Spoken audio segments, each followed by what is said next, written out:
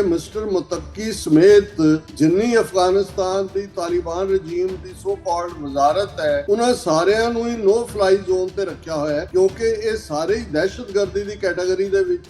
UN security council ਵੱਲੋਂ ਐਲਾਨੇ ਗਏ ਨੇ। ਵੀ ਉਹ ਇੰਡੀਆ ਜਿਹੜਾ ਇਹ ਐਡਵੋਕੇਸੀ ਕਰਦਾ ਰਿਹਾ ਹੁਣ ਤੱਕ ਵੀ 2001 ਤੋਂ ਬਾਅਦ, ਔਰ ਕਿ ਭਾਈ ਇਹ ਦਹਿਸ਼ਤਗਰਦ ਜਮਾਤ ਹੈ, ਪਾਕਿਸਤਾਨ ਨੂੰ ਹਮੇਸ਼ਾ ਤਾਣੇ ਮੀਣੇ ਦਿੱਤੇ ਜਾਂਦੇ ਨੇ। ਬਹੁਤ ਸਾਰੀਆਂ ਘਟਨਾਵਾਂ ਨੇ ਜਿਹੜੀ ਇਹਨਾਂ ਦੀ ਆਪਣੀ ਲਿਸਟ ਦਾ ਹੀ ਹਿੱਸਾ ਹੈ, ਜੋ ਇੰਡੀਆ ਜਦੋਂ ਤਾਲਿਬਾਨ ਦੀ ਦਹਿਸ਼ਤਗਰਦੀ ਦੀ ਗੱਲ ਕਰਦਾ, ਇਹਨੂੰ ਜਸਟੀਫਾਈ ਕਰਨ ਲਈ ਭਾਰਤ ਦੇ ਜਿਹੜੇ ਮੰਦਬੁੱਧੀ ਜੇ ਡਿਪਲੋਮੈਟਿਕ ਐਕਸਪਰਟ ਨੇ ਉਹ ਕਹਿੰਦੇ ਨੇ ਜੀ ਦੇਖੋ ਇਹ ਮੁੱਢ ਤੋਂ ਰਿਹਾ ਹੈ ਕਿ my neighbour is my enemy and neighbour of my neighbour is my friend. Tehreek-e Taliban ਜਾਂ ਦਹਿਸ਼ਤਗਰਦ ਜਮਾਤਾਂ ਨੂੰ ਭਾਰਤ ਯੂਜ਼ ਕਰਦਾ ਹੈ ਦੋ ਤਿੰਨ ਪਰਪਸਿਸ ਲਈ। ਇੱਕ ਤਾਂ ਪਾਕਿਸਤਾਨ ਦੇ ਵਿੱਚ ਦਹਿਸ਼ਤਗਰਦੀ ਕਰਾ ਕੇ ਅਨਸਟੇਬਿਲਿਟੀ ਪੈਦਾ ਕਰਨਾ, ਦੂਸਰਾ ਇਹਨਾਂ ਦਾ ਨਿਸ਼ਾਨਾ ਚਾਈਨਾ ਪਾਕਿਸਤਾਨ ਇਕਨੋਮਿਕਲ ਕੋਰੀਡੋਰ ਨੂੰ ਅੱਗੇ ਨਾ ਵਧਣ ਦੇਣਾ। ਭਾਰਤ ਨੇ ਜਦੋਂ ਕਿ ਉਹ ਇੰਟਰਨੈਸ਼ਨਲੀ ਪੂਰੀ ਤਰ੍ਹਾਂ ਆਈਸੋਲੇਟ ਹੋਇਆ, ਅਮਰੀਕਾ ਦੇ ਖੈਮੇ ਤੋਂ ਵੀ ਜੁੱਤੀਆਂ ਪੈ ਰਹੀਆਂ ਨੇ। ਜੇ ਚਾਈਨਾ ਵੱਲ ਜਾਂਦਾ ਹੈ, ਕਿਉਂਕਿ ਰੂਸ ਉਹਦਾ ਐਲਾਈ ਹੈ, ਪਰ ਰੂਸ ਦਾ ਛੋਟਾ ਭਰਾ ਬਣਿਆ ਹੋਇਆ ਚੀਨ ਦਾ, ਔਰ ਇਸ ਸਾਰੇ ਦੇ ਚਲਦੇ ਆ ਉਹਨਾਂ ਨੇ ਇਹ ਬੜਾ ਖਤਰਨਾਕ ਜਿਹੜਾ ਉਹ ਸਟੈਪ ਲਿਆ ਕਿ ਦੋਨੋਂ ਪਾਸੇ ਹੀ ਬਾਰਡਰਸ ਨੂੰ ਵੋਲੇਟਾਈਲ ਕਰ ਦਿੱਤਾ ਜਾਏ। ਇਹ ਦੁਨੀਆ ਦੀਆਂ ਡਰੱਗਸ ਦੇ ਹਵਾਲੇ ਨਾਲ ਦੇਖੀਏ ਤੇ 50% ਤੋਂ ਜ਼ਿਆਦਾ ਓਪੀਅਮ ਅਫਗਾਨਿਸਤਾਨ ਗਰੋ ਕਰਦਾ ਹੈ, ਜਿਹਦੇ ਰਾਹੀਂ ਹੈਰੋਇਨ ਔਰ ਦੂਜੀ ਦੁਨੀਆ ਭਰ ਸਪਲਾਈ ਹੁੰਦੀ ਹੈ। ਤੇ ਪੰਜਾਬ ਆਲਰੇਡੀ ਡਰੱਗਸ ਦਾ ਅੱਡਾ ਇਹਨਾਂ ਨੇ ਬਣਾਇਆ ਹੋਇਆ ਹੈ। ਭਾਰਤ ਬਹੁਤ ਗੰਦੀ ਖੇਡ ਖੇਡ ਰਿਹਾ ਹੈ। ਇਹ ਦਹਿਸ਼ਤਗਰਦੀ ਨੂੰ ਵਧਾਵਾ ਦੇ ਕੇ ਜੇ ਤੁਸੀਂ ਕਿਸੇ ਖਿੱਤੇ 'ਚ ਅਮਨ ਦੀ ਆਸ ਕਰੋ ਤੇ ਇਵੇਂ ਸੰਭਵ ਨਹੀਂ ਹੈ। ਜਿਨ੍ਹਾਂ ਸੱਪਾਂ ਨੂੰ ਤੁਸੀਂ ਪਾਲਦੇ ਹੋ ਅਲਟੀਮੇਟਲੀ ਉਹਨਾਂ 'ਚੋਂ ਹੀ ਤੁਹਾਨੂੰ ਕਿਸੇ ਨੇ ਦੱਸਣਾ ਹੁੰਦਾ ਹੈ। ਵਾਹਿਗੁਰੂ ਜੀ ਕਾ ਖਾਲਸਾ, ਵਾਹਿਗੁਰੂ ਜੀ ਕੀ ਫਤਿਹ। ਦੁਨੀਆ ਭਰ ਵਿੱਚ TV 84 ਦੇਖ ਰਹੇ ਸਮੂਹ ਦਰਸ਼ਕਾਂ ਨੂੰ ਮੈਂ ਸੱਚੋ ਸੱਚ ਪ੍ਰੋਗਰਾਮ ਦੇ ਵਿੱਚ ਜੀ ਆਇਆਂ ਨੂੰ ਕਹਿਣਾ। ਅੱਜ ਦੇ ਇਸ ਪ੍ਰੋਗਰਾਮ ਦੇ ਵਿੱਚ ਸਾਡੇ ਨਾਲ ਮੌਜੂਦ ਰਹਿਣਗੇ ਡਾਕਟਰ ਅਮਰਜੀਤ ਸਿੰਘ ਤੇ ਡਾਕਟਰ ਸਾਹਿਬ ਤੋਂ ਅਸੀਂ ਜਾਣਾਂਗੇ ਜੋ ਹੁਣ ਕੁਝ ਘਟਨਾਵਾਂ ਕਾਫੀ ਵੱਡੀਆਂ ਪਿਛਲੇ ਦਿਨਾਂ ਦੇ ਵਿੱਚ ਵਾਪਰੀਆਂ, ਜਿਹਦੇ 'ਚ ਚਾਹੇ ਪਾਕਿਸਤਾਨ ਅਫਗਾਨਿਸਤਾਨ ਦੇ ਦਰਮਿਆਨ ਹੋਇਆ ਟਕਰਾਅ ਹੋਵੇ ਤੇ ਇਸ ਤੋਂ ਇਲਾਵਾ ਡੋਨਲਡ ਟਰੰਪ ਦੇ ਵੱਲੋਂ ਨਰਿੰਦਰ ਮੋਦੀ ਬਾਰੇ ਕੀਤੀ ਗਈ ਟਿੱਪਣੀ ਕਿ ਮੋਦੀ ਰੂਸ ਤੋਂ ਤੇਲ ਲੈਣ ਤੋਂ ਇਨਕਾਰੀ ਹੋ ਗਿਆ ਆ ਤੇ ਇਸ ਗੱਲ ਦੇ ਲਈ ਰਾਜ਼ੀ ਹੋ ਗਿਆ ਕਿ ਉਹ ਰੂਸ ਤੋਂ ਨਹੀਂ ਤੇਲ ਖਰੀਦਣਗੇ। ਤੇ ਨਾਲ ਹੀ ਜੋ ਸਿੱਖ ਸਫਾਂ ਦੇ ਵਿੱਚ ਦੋ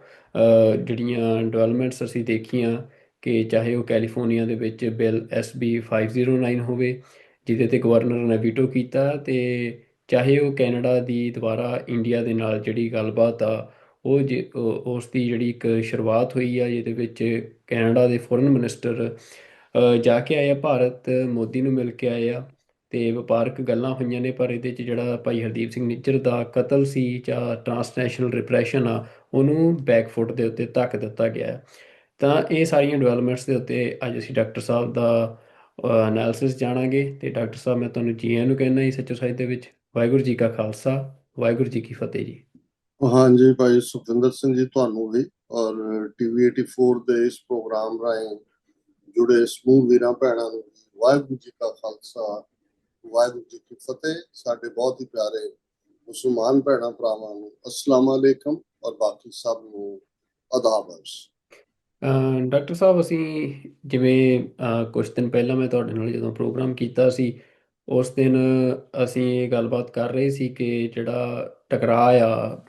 ਅਫਗਾਨਿਸਤਾਨ ਪਾਕਿਸਤਾਨ ਬਾਰਡਰ ਦੇ ਉੱਤੇ ਉਹ ਹੋ ਸਕਦਾ ਆ ਕਿਸੇ ਵੀ ਸਮੇਂ, ਜਾਂ ਕੋਈ ਵੱਡੀ ਜੰਗ ਜਿਹੜੀ ਆ ਭਾਰਤ ਦੇ ਨਾਲ ਵੀ ਪਾਕਿਸਤਾਨ ਦੀ ਹੋ ਸਕਦੀ ਆ। ਉਸ ਤੋਂ ਬਾਅਦ ਇੱਕ ਟਕਰਾਅ ਹੋਇਆ ਜਿਹੜਾ ਲਗਭਗ 6 ਦਿਨ ਦਾ ਸਮਾਂ ਦੱਸਿਆ ਜਾ ਰਿਹਾ ਕਿ 6 ਦਿਨ ਦੇ ਕਰੀਬ ਜਿਹੜੀ ਗੋਲੀਬਾਰੀ ਆ ਉਹ ਪਾਕਿਸਤਾਨ ਅਫਗਾਨਿਸਤਾਨ ਸਰਹੱਦ ਤੇ ਹੁੰਦੀ ਰਹੀ। ਕਈ ਫੌਜੀ ਦੋਵੇਂ ਪਾਸਿਆਂ ਤੋਂ ਜਿਹੜੇ ਹੈਗੇ ਆ ਉਹਨਾਂ ਦੀ ਮੌਤ ਹੋਈ ਆ। ਤਾਂ ਜਿਹੜੀ ਇਹ ਡਿਵੈਲਪਮੈਂਟ ਹੋ ਰਹੀ ਆ ਸਾਊਥ ਏਸ਼ੀਆ ਦੇ ਵਿੱਚ ਕਿ ਇਹ ਸਾਰਾ ਖਿੱਤਾ ਆ ਜਿਹੜਾ ਵੋਲੇਟਾਈਲ ਹੁੰਦਾ ਜਾ ਰਿਹਾ ਆ, ਜਿੱਥੇ ਪਹਿਲਾਂ ਪਾਕਿਸਤਾਨ ਤੇ ਇੰਡੀਆ ਦਾ ਬਾਰਡਰ ਹਮੇਸ਼ਾ ਟੈਂਸ ਲੱਗਦਾ ਹੁੰਦਾ ਸੀ, ਹੁਣ ਉਹ ਅਫਗਾਨਿਸਤਾਨ ਵੀ ਉਹਦੇ 'ਚ ਸ਼ਾਮਲ ਹੋ ਗਿਆ ਆ। ਤੇ ਇਹ ਸਾਰੀਆਂ ਡਿਵੈਲਪਮੈਂਟਸ ਨੂੰ ਤੁਸੀਂ ਕਿਵੇਂ ਦੇਖ ਰਹੇ ਹੋ, ਖਾਸ ਤੌਰ ਤੇ ਜੇ ਅਸੀਂ ਸਿਕਿਉਰਿਟੀ ਦੇ ਮੱਦੇਨਜ਼ਰ ਦੇਖਣਾ ਹੋਵੇ ਸਾਊਥ ਏਸ਼ੀਆ ਦੀ ਓਵਰਆਲ ਸਿਕਿਉਰਿਟੀ ਦੇ ਹਿਸਾਬ ਦੇ ਨਾਲ? ਦੇਖੋ, ਮੈਂ ਜਿਹੜੀਆਂ ਡਿਵੈਲਪਮੈਂਟਸ ਪਿਛਲੇ 4-5 ਦਿਨਾਂ 'ਚ ਹੋਈਆਂ ਨੇ, ਜਿਨ੍ਹਾਂ ਨੂੰ ਖਾਸ ਤੌਰ ਤੇ ਇੰਟਰਨੈਸ਼ਨਲੀ ਵੀ ਬੜਾ ਡਿਸਕਸ ਕੀਤਾ ਜਾ ਰਿਹਾ ਹੈ, ਉਹਦੇ 'ਚ ਇੱਕ ਤਾਂ ਅਫਗਾਨਿਸਤਾਨ ਦੇ ਤਾਲਿਬਾਨ ਰਜੀਮ ਦੇ ਫੋਰਨ ਮਿਨਿਸਟਰ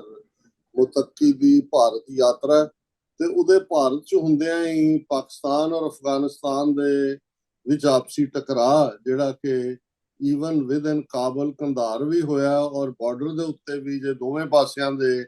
ਦਾਅਵੇ ਦੇਖੇ ਜਾਣ ਤਾਂ 6-7 ਫੌਜੀ ਪੋਸਟਾਂ ਦੋਨੋਂ ਪਾਸੇ ਦੀਆਂ, ਉਹਨਾਂ ਦੇ ਨੁਕਸਾਨ ਦੀ ਗੱਲ ਜਾਂ ਟੈਂਕ ਕਾਬੂ ਕਰਨ ਦੀ ਗੱਲ,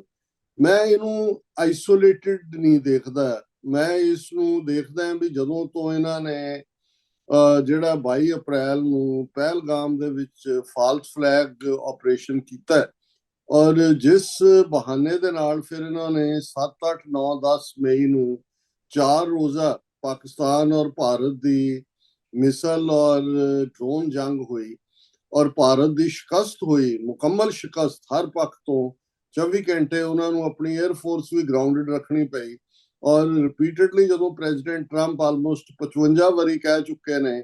ਕਿ ਇਹ ਜਿਹੜਾ ਜੰਗ ਰੁਕਵਾਇਆ ਮੈਂ, ਅਦਰਵਾਈਜ਼ ਇਹਦੇ ਵਿੱਚ ਨਿਊਕਲੀਅਰ ਔਰ ਤਬਾਹੀ ਹੋਣੀ ਸੀ। ਔਰ ਇਹ ਵੀ ਮੈਂ ਯਾਦ ਦਹਾਨੀ ਕਰਵਾ ਦਿਆਂ, ਜਿਹਨੂੰ ਮੀਡੀਆ ਬਹੁਤ ਵਾਰੀ ਟੱਚ ਨਹੀਂ ਕਰਦਾ ਹੈ, ਈਵਨ ਪ੍ਰੈਜ਼ੀਡੈਂਟ ਪੁਤਿਨ ਨੇ ਵੀ, ਰਸ਼ੀਅਨ ਪ੍ਰੈਜ਼ੀਡੈਂਟ ਨੇ ਟਰੰਪ ਨੂੰ ਵਧਾਈ ਦਿੱਤੀ ਸੀ ਸੀਜ਼ਫਾਇਰ ਕਰਵਾਉਣ ਦੇ ਲਈ। ਇਹ ਜਿਹੜੀ ਭਾਰਤ ਦੀ ਨਮੋਸ਼ੀ ਭਰੀ ਹਾਰ, ਔਰ ਉਸ ਤੋਂ ਬਾਅਦ ਗਲੋਬਲ ਆਈਸੋਲੇਸ਼ਨ ਦਾ ਹੋਣਾ, ਆਈਸੋਲੇਸ਼ਨ ਦਾ ਮੰਜ਼ਰ ਇਹ ਹੈ ਕਿ ਉਹਨਾਂ ਨੇ ਆਪਣੇ ਲਗਭਗ 60 ਮੈਂਬਰ, ਜਿਨ੍ਹਾਂ 'ਚ ਮੈਜੋਰਿਟੀ ਮੈਂਬਰ ਪਾਰਲੀਮੈਂਟ ਸਨ, ਔਰ ਹੋਰ ਵੀ ਹਾਈ ਆਫੀਸ਼ੀਅਲਸ, ਉਹਨਾਂ ਨੂੰ 35 ਤੋਂ ਜ਼ਿਆਦਾ ਮੁਲਕਾਂ ਦੇ ਵਿੱਚ ਭੇਜਿਆ, ਆਪਣਾ ਨੈਰੇਟਿਵ ਜਿਹੜਾ ਹੈ ਉਹ ਵੇਚਣ ਦੇ ਲਈ, ਕਿ ਪਹਿਲਗਾਮ ਔਰ ਪਾਕਿਸਤਾਨ ਨੂੰ ਕੰਡੈਮ ਕਰਨ ਦੀ ਲਾਈ। ਨੈਤਨਯਾਹੂ ਨੂੰ ਛੱਡ ਕੇ ਈਵਨ ਭੂਟਾਨ ਜਾਂ ਨੇਪਾਲ ਤੱਕ ਨੇ ਵੀ ਕਿਸੇ ਨੇ ਪਾਕਿਸਤਾਨ ਦੀ ਕੰਡੈਮਨੇਸ਼ਨ ਨਹੀਂ ਕੀਤੀ, ਕਿਉਂਕਿ ਹਰ ਇੱਕ ਨੂੰ ਆਪੋ ਆਪਣੇ ਸੋਰਸ ਰਾਹੀਂ ਪਤਾ ਸੀ ਕਿ ਵੀ ਇਹ ਕੰਮ ਇਹਨਾਂ ਦਾ ਹੈ। ਔਰ ਇਸ ਸਾਰੇ ਤੋਂ ਬਾਅਦ, ਕਿਉਂਕਿ ਹੁਣ ਅਸੀਂ 3-4 ਮਹੀਨੇ ਬਾਅਦ ਜਦੋਂ ਗੱਲ ਕਰ ਰਹੇ ਹਾਂ, ਤੇ ਜਦੋਂ ਉਹਨਾਂ ਦੇ ਜਨਰਲ, ਜਿਨ੍ਹਾਂ ਦੇ ਵਿੱਚ ਉਹਨਾਂ ਦਾ ਫੁੱਲ ਫਲੈਜ ਜਨਰਲ, ਲੈਫਟੀਨੈਂਟ ਜਨਰਲ ਲੈਵਲ ਤੇ, ਰਾਜਨਾਥ ਸਿੰਘ ਲੈਵਲ ਤੇ, ਜਦੋਂ ਔਰ ਮੋਦੀ ਲੈਵਲ ਤੇ ਉਹ ਇਹ ਕਹਿੰਦੇ ਸੀ ਕਿ ਜੀ ਆਪਰੇਸ਼ਨ ਸੰਦੂਰ ਅਸੀਂ ਸਸਪੈਂਡ ਕੀਤਾ, ਖਤਮ ਨਹੀਂ ਕੀਤਾ, ਤੇ ਅਸੀਂ ਜ਼ਿਕਰ ਕੀਤਾ ਸੀ ਕਿ ਆਪਰੇਸ਼ਨ ਸੰਦੂਰ ਪਾਰਟ 2, ਕਿਉਂਕਿ ਇਹਨਾਂ 'ਚ ਦੋਨੋਂ ਪਾਸਿਓਂ ਜੇ ਕਹਿਣਾ ਹੋਏ ਕਿ ਇੱਕ ਪਾਸੇ ਭਾਰਤੀ ਕਬਜ਼ੇ ਵਾਲੇ ਪੰਜਾਬ 'ਚ ਸਿੱਖਾਂ ਨੇ ਇਹਨਾਂ ਦਾ ਸਾਥ ਨਹੀਂ ਦਿੱਤਾ, ਸੋ ਉਸ ਦੀ ਸਜ਼ਾ ਜਿਹੜੀ ਫਲੱਡਿੰਗ ਆਫ ਪੰਜਾਬ, ਜੇ ਇਸ ਨੂੰ ਮੈਨ ਮੇਡ ਫਲੱਡ ਉੱਥੇ ਹੁਣ ਆਮ ਕਾਮਨ ਬੰਦਾ ਵੀ ਕਹਿਣ ਲੱਗ ਗਿਆ, ਉਹਦੇ ਥੱਲੇ ਉਹਨਾਂ ਨੇ ਪਨਿਸ਼ ਕੀਤਾ, ਕਿਉਂਕਿ ਸਿੱਖਾਂ ਨੇ ਇਸ ਜੰਗ ਦੇ ਵਿੱਚ ਜਿਹੜਾ ਨਿਊਟਰਲ ਵੀ ਔਰ ਪ੍ਰੋ ਪਾਕਿਸਤਾਨ ਲਾਈਨ ਵੀ ਲਈ, ਕਿਉਂਕਿ ਦੋਨਾਂ ਹੀ ਧਿਰਾਂ ਨੂੰ ਇਹ ਲੱਗਦਾ ਸੀ ਕਿ ਸਾਡੇ ਪੰਜਾਬਾਂ ਦੀ ਬਰਬਾਦੀ ਦੀ ਕਹਾਣੀ ਹੈ। ਸੋ ਮੈਨੂੰ ਇਹ ਲੱਗਦਾ ਹੈ ਵੀ ਪੰਜਾਬ ਦੇ ਵਿੱਚ ਵੀ ਅੱਜ ਵੀ ਇੱਕ ਸੱਜਣ ਪੰਜਾਬ ਚੋਂ ਮੈਨੂੰ ਦੱਸ ਰਹੇ ਸੀ ਕਿ ਵੀ ਬੜੀ ਤੇਜ਼ੀ ਨਾਲ BSF ਔਰ ਦੂਸਰੇ ਦੀ ਗਿਣਤੀ ਵੱਧ ਰਹੀ ਹੈ, 50 ਕੰਪਨੀਆਂ ਪਹਿਲਾਂ ਹੀ ਪੰਜਾਬ ਚ ਆਈਆਂ ਹੋਈਆਂ, ਸੋ ਉਹ ਇਹ ਐਕਸਪੈਕਟ ਕਰਦੇ ਨੇ ਵੀ ਕੁਛ ਨਾ ਕੁਛ ਮਾੜਾ ਵਾਪਰਨ ਵਾਲਾ ਪੰਜਾਬ। ਸੋ ਮੈਂ ਸਮਝਦਾ ਹਾਂ ਵੀ ਇਹ ਜਿਹੜਾ ਆਪਰੇਸ਼ਨ ਸੰਦੂਰ ਦੀ ਕੰਟੀਨਿਊਟੀ ਹੈ, ਜਿਹੜਾ ਅਫਗਾਨਿਸਤਾਨ ਫਰੰਟ ਨੂੰ ਹੌਸਟਾਈਲ ਬਣਾਉਣਾ ਹੈ ਟੋਟਲੀ ਪਾਕਿਸਤਾਨ ਦੇ ਨਾਲ, ਇਹ ਵੀ ਇਸ ਕੰਟੀਨਿਊਸ ਇਹਨਾਂ ਦਾ ਜਿਹੜਾ ਫੌਜੀ ਆਪਰੇਸ਼ਨ ਹੈ ਉਹਦਾ ਹਿੱਸਾ ਹੈ, ਕਿਉਂਕਿ ਇਹ ਗੱਲ ਕੋਈ ਢਕੀ ਛਿਪੀ ਨਹੀਂ ਹੈ ਕਿ ਅਫਗਾਨਿਸਤਾਨ ਦੀ ਸੋਇਲ ਨੂੰ ਭਾਰਤ ਵੱਲੋਂ ਦੋ ਜਿਹੜੀਆਂ ਦਹਿਸ਼ਤਗਰਦ ਤਨਜ਼ੀਮਾਂ, ਜਿਨ੍ਹਾਂ ਚੋਂ ਇੱਕ ਨੂੰ ਈਵਨ ਅਮਰੀਕਾ ਨੇ ਵੀ ਦਹਿਸ਼ਤਗਰਦ ਜਥੇਬੰਦੀ ਐਲਾਨਿਆ, ਬਲੋਚ ਲਿਬਰੇਸ਼ਨ ਆਰਮੀ, ਔਰ ਦੂਸਰੀ ਤਹਿਰੀਕੇ ਤਾਲਿਬਾਨ, ਇਹ ਜਿਹੜੀ ਹੈ ਗਰਾਊਂਡ ਅਫਗਾਨਿਸਤਾਨ ਦੀ ਵਰਤ ਕੇ ਉਹਨਾਂ ਨੇ ਪਾਕਿਸਤਾਨ ਦੇ ਵਿੱਚ ਖਾਸ ਤੌਰ ਤੇ ਖੈਬਰ ਪਖਤੂਨਖਵਾ 'ਚ ਕਾਫੀ ਜ਼ਿਆਦਾ, ਔਰ ਯਾਦ ਹੋਏਗਾ ਕੁਝ ਸਾਲ ਪਹਿਲਾਂ ਇਸੇ ਹੀ ਤਹਿਰੀਕੇ ਤਾਲਿਬਾਨ ਨੇ ਪਿਸ਼ਾਵਰ ਦੇ ਇੱਕ ਪਬਲਿਕ ਸਕੂਲ ਦੇ ਉੱਤੇ ਵੀ ਹਮਲਾ ਕਰਕੇ ਬਹੁਤ ਸਾਰੇ ਸਟੂਡੈਂਟਸ ਨੂੰ ਵੀ ਮਾਰ ਦਿੱਤਾ ਸੀ। ਔਰ ਬੇਸ਼ੱਕ 2021 ਤੋਂ ਮੌਜੂਦਾ ਤਾਲਿਬਾਨ ਰਜੀਮ ਜਿਹੜਾ ਹੈ ਇਹ ਉੱਥੇ ਅਫਗਾਨਿਸਤਾਨ 'ਚ ਪਾਵਰ ਦੇ ਵਿੱਚ, ਔਰ ਇਸ ਤੇ ਪਿਛੋਕੜ 'ਚ ਜਾਂਦੇ ਆ ਮੈਂ ਦੱਸਦੇ ਹਾਂ ਕਿ ਇੱਕ ਸਟੇਜ ਸੀ ਕਿ ਅਫਗਾਨਿਸਤਾਨ ਵਾਲੇ ਬਹੁਤ ਸਾਰੇ ਪਸ਼ਤੂਨ ਕਬੀਲਿਆਂ ਦੇ ਨੌਜਵਾਨਾਂ ਨੂੰ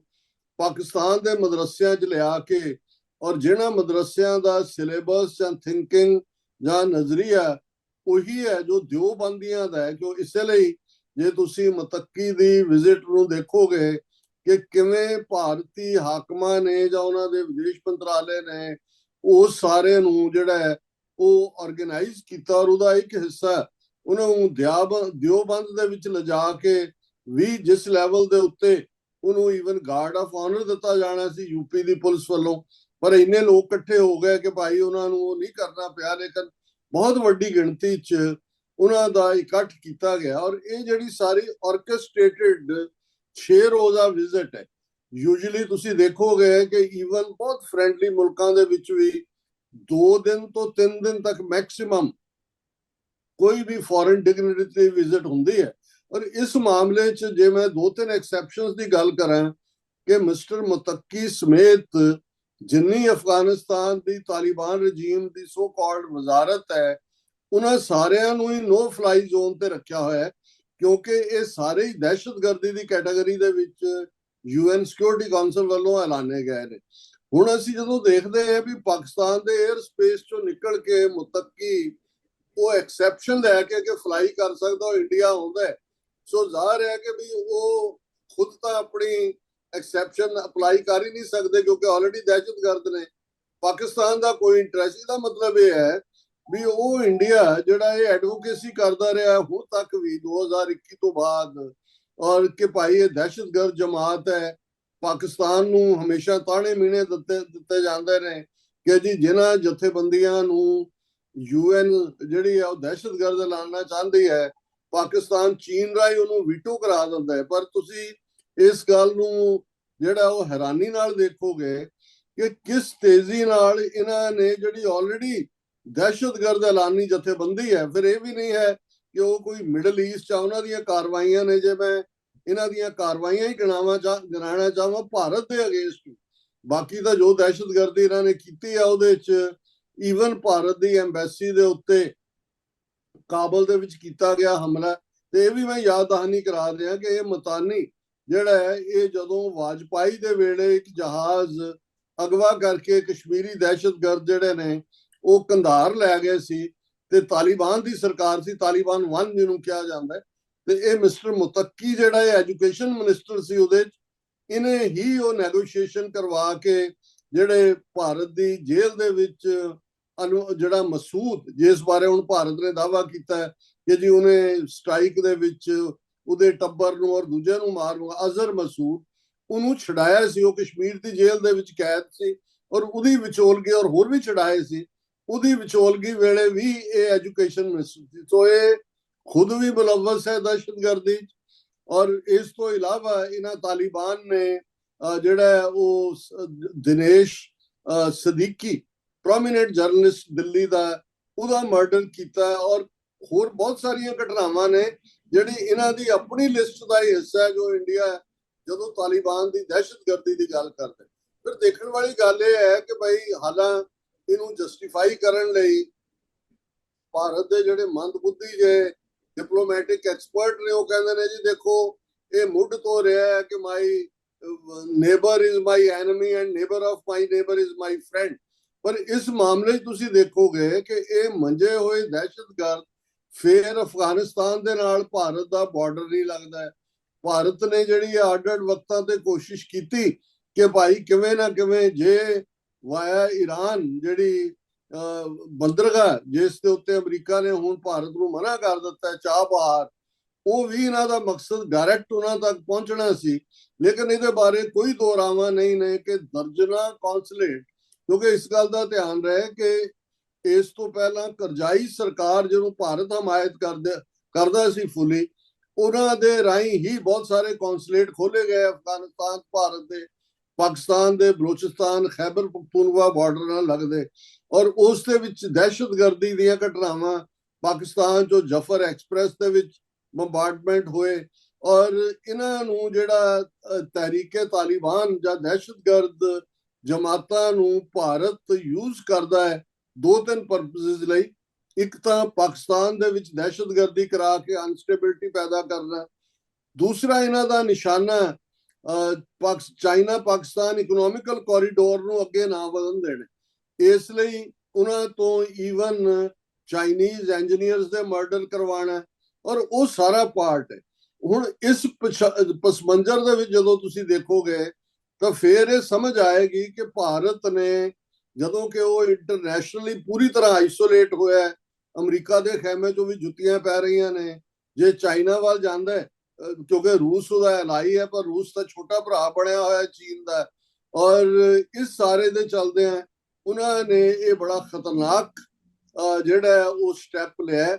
ਕਿ ਦੋਨੋਂ ਪਾਸੇ ਹੀ ਬਾਰਡਰਸ ਨੂੰ ਵੋਲੇਟਾਈਲ ਕਰ ਦਿੱਤਾ ਜਾਏ, ਕਿਉਂਕਿ ਪਾਕਿਸਤਾਨ ਦੀ ਲੈ ਦੇ ਕੇ ਜਿੰਨੀ ਫੌਜ ਹੈ ਹੁਣ ਤੱਕ ਇਹ ਸੀ ਕਿ ਉਹਨਾਂ ਦਾ ਜਿਹੜਾ ਪਾਕਿਸਤਾਨ ਦਾ ਈਸਟਰਨ ਵੈਸਟਰਨ ਬਾਰਡਰ ਦੀ ਜਦੋਂ ਅਸੀਂ ਗੱਲ ਕਰੀਏ, ਈਸਟ ਵੱਲ ਪੰਜਾਬ ਹੈ ਇੰਡੀਆ, ਜਿਹੜਾ ਕਸ਼ਮੀਰ ਉਧਰ ਹੀ ਫੌਜ ਤਾਇਨਾਤ ਸੀ। ਵੈਸਟਰਨ ਤੇ ਤਾਂ ਇੱਕ ਤਾਂ ਕੋਈ ਡਿਮਾਰਕੇਟਡ ਬਾਰਡਰ ਨਹੀਂ ਹੈ, ਡਿਊਰੈਂਟ ਲਾਈਨ ਹੈ,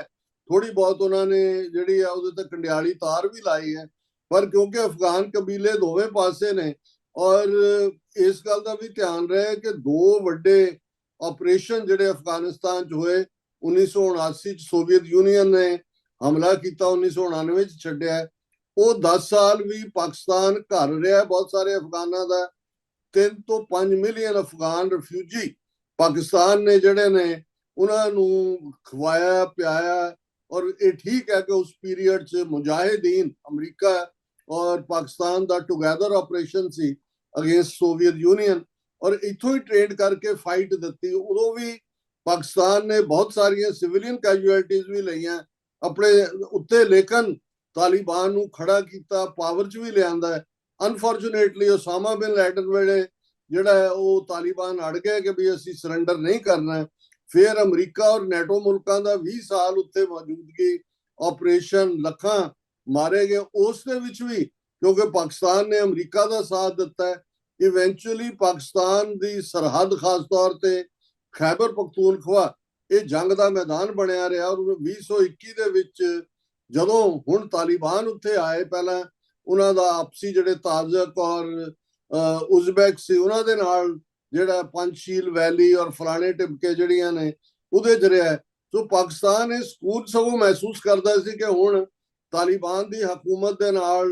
ਜਿਹੜੀ ਹੈ ਨਾਰਮਲ ਰਿਲੇਸ਼ਨਸ਼ਿਪ, ਔਰ ਪਾਕਿਸਤਾਨ ਵਿਦਨ ਕੰਟਰੀ ਆਪਣੇ ਦਹਿਸ਼ਤਗਰਦੀ ਐਂਡ ਕਰਨਾ ਚਾਹੁੰਦਾ ਸੀ, ਕਿਉਂਕਿ ਜਦੋਂ ਇਸ ਕਿਸਮ ਦੀ 40 ਸਾਲ ਜਿਹੜਾ ਲਗਾਤਾਰਤਾ ਨਾਲ ਉੱਥੇ ਫੌਜਾਂ ਦੀਆਂ ਜੰਗਾਂ, ਬਹੁਤ ਸਾਰਾ ਅਸਲਾ ਹਥਿਆਰ ਜਿਹੜੇ ਨੇ ਉਹ ਵੀ ਪਾਕਿਸਤਾਨ 'ਚ ਆਏ ਹੋਏ ਨੇ। ਲੇਕਿਨ ਠੀਕ ਇਸ ਵੇਲੇ ਕਿਉਂਕਿ ਪਹਿਲੀ ਵਾਰੀ ਤਾਂ ਸਿਰਫ ਪਾਕਿਸਤਾਨ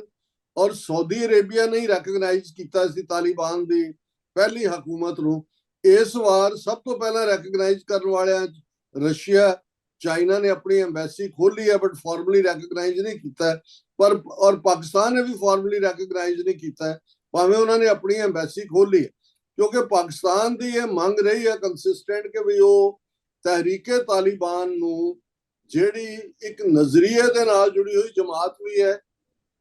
ਉਹ ਇਸਲਾਮਿਕ ਲੈਵਲ ਦੇ ਉੱਤੇ ਹੀ ਸਟੇਟ ਬਣਾਉਣ ਦੀ ਲਾਈਨ, ਜਿਵੇਂ ਅਫਗਾਨਿਸਤਾਨ ਦੇ ਵਿੱਚ ਅਸੀਂ ਵਿਮਨ ਐਜੂਕੇਸ਼ਨ, ਦੂਜੇ ਤੀਜੇ, ਬਿਲਕੁਲ ਇਸ ਵੇਲੇ ਇਸਲਾਮਿਕ ਐਮਿਰੇਟਸ ਆਫ ਅਫਗਾਨਿਸਤਾਨ ਉਹਦਾ ਨਾਂ ਹੈ, ਇਹ ਤਹਿਰੀਕੇ ਤਾਲਿਬਾਨ ਪਾਕਿਸਤਾਨ ਨੂੰ ਵੀ ਉਸੇ ਤਰਜ਼ ਦੇ ਉੱਤੇ ਹੀ ਖੜਾ ਕਰਨੀ ਚਾਹੁੰਦੀ ਹੈ। ਔਰ ਇੱਕ ਗੱਲ ਜਿਹੜੀ ਤਾਲਿਬਾਨ ਰਜੀਮ ਦੀ ਜਿਹੜੀ ਮੈਂ ਸਮਝਦਾ ਵੀ ਬੋਨ ਆਫ ਕੰਟੈਂਸ਼ਨ ਹੁਣ ਨਹੀਂ, ਪਹਿਲੇ ਦਿਨ ਤੋਂ ਹੀ ਤੁਰੀ ਆ ਰਹੀ ਹੈ, ਕਿਉਂਕਿ ਇਸ ਗੱਲ ਦਾ ਧਿਆਨ ਰਹੇ ਕਿ ਜਿਹੜਾ ਪਾਕਿਸਤਾਨ ਅਫਗਾਨਿਸਤਾਨ ਬਾਰਡਰ ਹੈ, ਜਿਹੜਾ ਸਿੱਖਾਂ ਨੇ ਡਰਾ ਕੀਤਾ, ਕਿਉਂਕਿ ਅਦਰਵਾਈਜ਼ ਜੇ ਅਸੀਂ ਪੰਜਾਬ ਦਾ ਕਾਨਸੈਪਟ ਦੇਖੀਏ ਤੇ ਦਰਿਆਏ ਸਿੰਧ, ਜੇਹਲਮ, ਚਨਾਹ, ਸਤਲੁਜ, ਬਿਆਸ, ਰਾਵੀ ਇਹ ਪੰਜਾਬ ਦੀ ਹੱਦ ਹੈ, ਔਰ ਦਰਿਆਏ ਸਿੰਧ ਦੇ ਪਾਰ ਜਿਹੜਾ ਹੈ ਉਹ ਅਫਗਾਨਿਸਤਾਨ ਸ਼ੁਰੂ ਹੋ ਜਾਂਦਾ ਹੈ। ਲੇਕਿਨ ਸਿੱਖਾਂ ਨੇ ਕਿਉਂਕਿ ਸੈਂਕੜਿਆਂ ਸਾਲਾਂ ਤੋਂ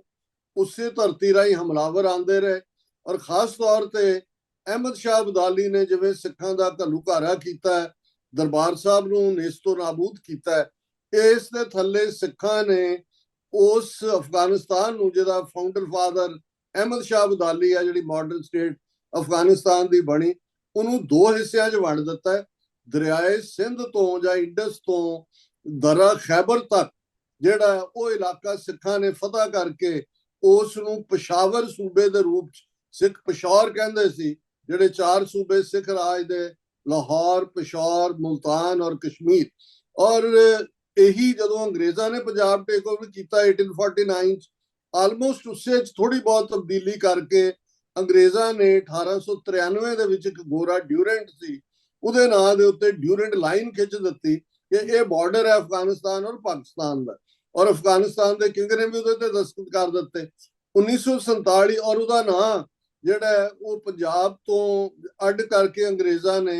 NWFP ਰੱਖਿਆ ਸੀ, ਨਾਰਥ ਵੈਸਟ ਫਰੰਟੀਅਰ ਪ੍ਰੋਵਿੰਸ। ਔਰ ਇਸ NWFP ਤੋਂ ਇਲਾਵਾ 7 ਹੋਰ ਇਲਾਕੇ ਜਿਨ੍ਹਾਂ ਨੂੰ ਏਜੰਸੀ ਏਰੀਆ ਕਿਹਾ ਜਾਂਦਾ ਸੀ, ਜਿਨ੍ਹਾਂ ਨੇ ਅੰਗਰੇਜ਼ਾਂ ਦੀ ਵੀ ਗੁਲਾਮੀ ਨਹੀਂ ਸੀ ਕਬੂਲੀ, ਉਹ ਸੈਮਾਈ ਆਟੋਨੋਮਸ ਸਨ, ਜਿਨ੍ਹਾਂ ਦੇ ਵਿੱਚ ਬਿਜੌੜ,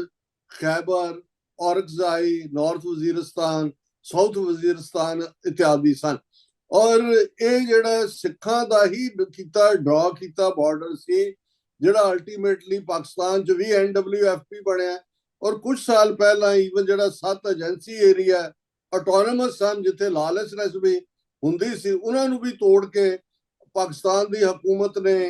NWFP 'ਚ ਰਲਾ ਕੇ ਜਿਹੜਾ ਨਵਾਂ ਸੂਬਾ ਬਣਾਇਆ, ਉਹਦਾ ਨਾਮ ਉਹਨਾਂ ਨੇ ਖੈਬਰ ਪਖਤੂਨਖਵਾ ਰੱਖਿਆ, ਕਿਉਂਕਿ ਖੈਬਰ ਔਰ ਪਖਤੂਨ ਕਬੀਲੇ ਦੇ ਨਾਲ, ਪਖਤੂਨ ਕਬੀਲੇ ਹੀ ਇਸ ਦੇ ਵਿੱਚ ਮੈਜੋਰਿਟੀ ਦੇ ਵਿੱਚ ਨੇ। ਇਸ ਬੈਕਗ੍ਰਾਉਂਡ ਨੂੰ ਸਮਝਣਾ ਜ਼ਰੂਰੀ ਹੈ। ਪਰ ਜਦੋਂ ਪਾਕਿਸਤਾਨ ਬਣਿਆ 1947 'ਚ,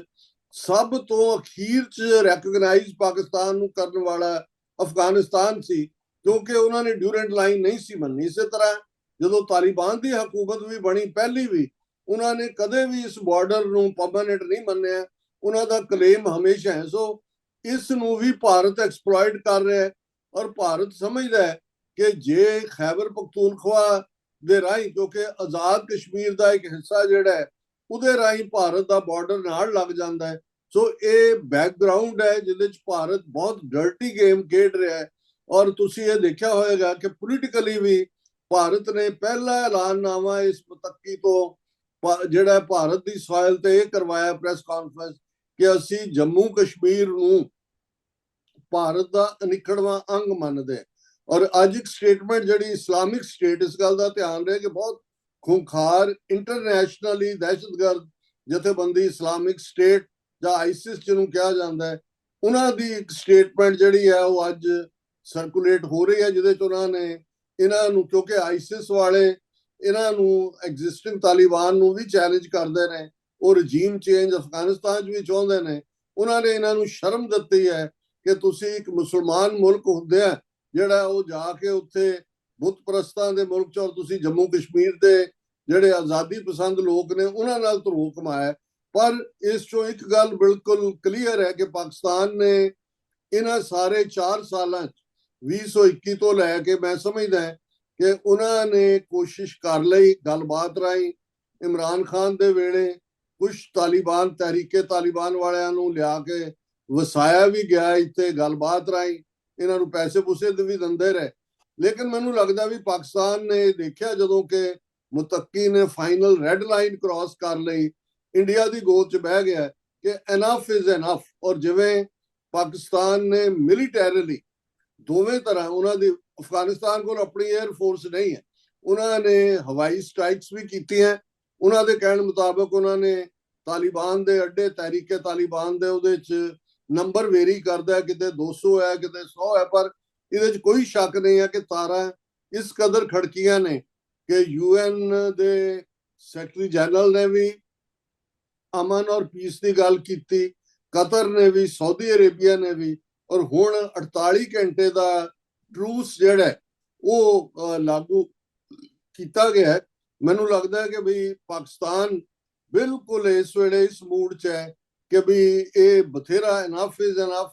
ਬਹੁਤ ਹੋ ਗਿਆ, ਹੁਣ ਇਹਨਾਂ ਨੂੰ ਸਬਕ ਸਿਖਾਉਣਾ ਪਏਗਾ। ਔਰ ਤੁਸੀਂ ਭਾਰਤੀ ਨੈਰੇਟਿਵ ਦੇਖੋ, ਪਾਕਿਸਤਾਨ ਦੀ ਸੋਵਰਨਿਟੀ, ਇੰਟੈਗ੍ਰਿਟੀ, ਅਫਗਾਨਿਸਤਾਨ ਦੀ ਸੋਵਰਨਿਟੀ ਇੰਟੈਗ੍ਰਿਟੀ ਦੀ ਗੱਲ ਕਰ ਰਹੇ ਨੇ, ਜਦੋਂ ਕਿ 4 ਮਹੀਨੇ ਪਹਿਲਾਂ ਉਹਨਾਂ ਨੇ ਖੁਦ ਪਾਕਿਸਤਾਨ ਦੀ ਸੋਵਰਨਿਟੀ ਔਰ ਉਹਨਾਂ ਦੀ ਜਿਹੜਾ 에ਅਰ ਸਪੇਸ ਔਰ ਦੂਸਰੇ ਨੂੰ ਵਾਇਲੇਟ ਕੀਤਾ। ਸੋ ਇਹ ਇੱਕ ਇਹਦਾ ਪਿਛੋਕੜ ਹੈ, ਔਰ ਇਹ ਸਾਡੇ ਲਈ ਇੱਕ ਬੜੇ ਖਤਰੇ ਵਾਲੀ ਦੀ ਘੰਟੀ ਹੈ, ਕਿਉਂਕਿ ਅਸੀਂ ਹਿਸਟੋਰੀਕਲੀ ਵਾਕਿਫ ਹੈ ਕਿ ਕਿਵੇਂ ਦਰਾ ਖੈਬਰ ਦਾ ਉਹ ਰਸਤਾ ਹਜ਼ਾਰਾਂ ਸਾਲਾਂ ਬਾਅਦ ਸਿੱਖ ਰਾਜ ਨੇ ਰੋਕਿਆ ਸੀ, ਔਰ ਨਤੀਜੇ ਦੇ ਤੌਰ ਦੇ ਉੱਤੇ ਨਹੀਂ ਤਾਂ ਇੱਕ ਜ਼ਮਾਨਾ 18ਵੀਂ ਸਦੀ ਦਾ ਸਾਡੀਆਂ ਲੋਕ ਬੋਲੀਆਂ 'ਚ ਇਹ ਰਿਹਾ ਕਿ ਜਿਹਦੇ 'ਚ ਇਹ ਸੀ ਕਿ ਖਾਦਾ ਪੀਤਾ ਲਾਹੇ ਦਾ ਰਹਿੰਦਾ ਅਹਿਮਦ ਸ਼ਾਹ ਦਾ। ਸੋ ਅਸੀਂ ਸਮਝਦੇ ਹਾਂ ਵੀ ਇਹ ਲਾਲਸ ਕਬੀਲੇ ਜਿਨ੍ਹਾਂ ਦੇ ਕੋਲ ਕੋਈ ਹੋਰ ਕੰਮ ਨਹੀਂ ਹੈ, ਲੜਨਾ ਭਿੜਨਾ ਉਹ ਜਾਣਦੇ ਨੇ, ਸਵੈਮਾਨ ਵੀ ਆਪਣਾ ਰੱਖਦੇ ਨੇ। ਲੇਕਿਨ ਜੇ ਦੁਨੀਆ ਦੀਆਂ ਡਰੱਗਸ ਦੇ ਹਵਾਲੇ ਨਾਲ ਦੇਖੀਏ ਤੇ 50% ਤੋਂ ਜ਼ਿਆਦਾ ਓਪੀਅਮ ਅਫਗਾਨਿਸਤਾਨ ਗਰੋ ਕਰਦਾ ਹੈ, ਜਿਹਦੇ ਰਾਹੀਂ ਹੈਰੋਇਨ ਔਰ ਦੂਜੀ ਦੁਨੀਆ ਭਰ 'ਚ ਸਪਲਾਈ ਹੁੰਦੀ ਹੈ। ਤੇ ਪੰਜਾਬ ਆਲਰੇਡੀ ਡਰੱਗਸ ਦਾ ਅੱਡਾ ਇਹਨਾਂ ਨੇ ਬਣਾਇਆ ਹੋਇਆ ਹੈ। ਔਰ ਇਸ ਸਾਰੇ ਦੇ ਚੱਲਦੇ ਆ ਜੇ ਕੋਈ ਵੀ ਇਹਨਾਂ ਦੀ ਹੋਰ ਸਾਂਝ ਹੈ, ਇਹ ਅਸੀਂ ਆਪਣੇ ਪੰਜਾਬ ਦੇ ਐਂਗਲ ਤੋਂ ਵੀ ਦੇਖੀਏ ਔਰ ਪਾਕਿਸਤਾਨ ਦੇ ਐਂਗਲ ਤੋਂ ਵੀ ਅਸੀਂ ਸਮਝਦੇ ਹਾਂ ਕਿ ਸਿੱਖ ਕੌਮ ਦਾ ਇਹ ਫਰਜ਼ ਬਣਦਾ ਹੈ ਕਿ ਅਸੀਂ ਇਸ ਖਤਰੇ ਨੂੰ ਭਾਂਪਦੇ ਹੋਏ ਇਸ ਮੌਕੇ ਪਾਕਿਸਤਾਨ ਦੀ ਸਲਾਮਤੀ, ਸਟੇਬਿਲਿਟੀ ਔਰ ਅਮਨ ਅਮਾਨ ਦੇ ਲਈ ਪਾਕਿਸਤਾਨੀ ਆਵਾਮ, ਪਾਕਿਸਤਾਨੀ ਫੌਜ ਦੇ ਨਾਲ ਅਸੀਂ ਯਕਜਹਿਤੀ ਦਾ ਇਜ਼ਹਾਰ ਕਰਦੇ ਹਾਂ, ਕਿਉਂਕਿ ਭਾਰਤ ਬਹੁਤ ਗੰਦੀ ਖੇਡ ਖੇਡ ਰਿਹਾ ਹੈ। ਇਹ ਦਹਿਸ਼ਤਗਰਦੀ ਨੂੰ ਵਧਾਵਾ ਦੇ ਕੇ ਜੇ ਤੁਸੀਂ ਕਿਸੇ ਖਿੱਤੇ 'ਚ ਅਮਨ ਦੀ ਆਸ ਕਰੋ ਤੇ ਇਵੇਂ ਸੰਭਵ ਨਹੀਂ ਹੈ। ਜਿਨ੍ਹਾਂ ਸੱਪਾਂ ਨੂੰ ਤੁਸੀਂ ਪਾਲਦੇ ਹੋ ਅਲਟੀਮੇਟਲੀ ਉਹਨਾਂ 'ਚੋਂ ਹੀ ਤੁਹਾਨੂੰ ਕਿਸੇ ਨੇ ਡਸਣਾ ਹੁੰਦਾ ਹੈ। ਸੋ ਇਹਨੂੰ ਸਾਨੂੰ ਇਸ ਨਜ਼ਰੀਏ ਤੋਂ ਹੀ ਦੇਖਣਾ ਬਣਦਾ। ਬਿਲਕੁਲ ਡਾਕਟਰ ਸਾਹਿਬ, ਤੁਸੀਂ ਕਾਫੀ ਜਿਹੜਾ ਵੱਡਾ ਨੁਕਤਾ ਚੁੱਕਿਆ ਹੈ ਕਿ ਸਿੱਖ ਰਾਜ ਨੇ ਜਿਹੜਾ ਉਹ ਦਰਾ ਸੀ, ਖੈਬਰ ਜਿਹੜਾ ਬੰਦ ਕੀਤਾ ਸੀ, ਉਹ ਦੁਬਾਰਾ ਜਿਹੜਾ ਭਾਰਤ ਵੱਲੋਂ ਉਹਦੇ 'ਚ ਇਨਵੀਟੇਸ਼ਨ ਦਿੱਤਾ ਜਾ ਰਿਹਾ ਆ, ਜਿਹਦੇ 'ਚ ਜਿਹੜਾ ਅਫਗਾਨਿਸਤਾਨ ਦਾ ਫੋਰਨ ਮਿਨਿਸਟਰ ਆ ਉਹਨੇ ਬੜੇ ਜ਼ੋਰ ਨਾਲ ਇਹ ਗੱਲ ਵੀ ਕਹੀ ਆ ਕਿ ਵਾਹਗਾ ਜਿਹੜਾ ਲਾਂਘਾ ਆ, ਵਾਹਗਾ ਸਰਹੱਦ ਦਾ, ਉਹ ਅਫਗਾਨਿਸਤਾਨ ਲਈ, ਅਫਗਾਨਾਂ ਲਈ ਖੋਲ੍ਹਿਆ ਜਾਣਾ ਚਾਹੀਦਾ ਹੈ। ਤੇ ਜਿਹਦਾ ਕਿ ਪਾਕਿਸਤਾਨ ਵਿਰੋਧ ਵੀ ਕਰਦਾ ਰਿਹਾ ਆ। ਪਰ ਭਾਰਤ ਦੀ ਜਿਹੜੀ ਅਪਰੋਚ ਆ, ਬਿਲਕੁਲ ਤੁਹਾਡੀ ਗੱਲ ਸਿੱਖਾਂ ਦੇ ਲਈ ਇਹ ਕਾਫੀ ਇੰਪੋਰਟੈਂਟ ਆ ਕਿ ਹਿਸਟੋਰੀਕਲੀ ਵੀ, ਕਿ ਜੇ ਇਸ ਤਰੀਕੇ ਦਾ ਕੋਈ ਰਾਹ ਖੁੱਲ੍ਹਦਾ ਆ ਜਾਂ ਪਾਕਿਸਤਾਨ ਕਮਜ਼ੋਰ ਹੁੰਦਾ ਆ ਤਾਂ ਉਦੋਂ ਬਾਅਦ ਅਗਲਾ ਰਾਹ ਜਿਹੜਾ ਉਹਨਾਂ ਦਾ ਆ ਉਹ ਵਾਇਆ ਪੰਜਾਬ ਹੀ ਕਿਤੇ ਵੀ ਜਾਣਾ ਹੈ।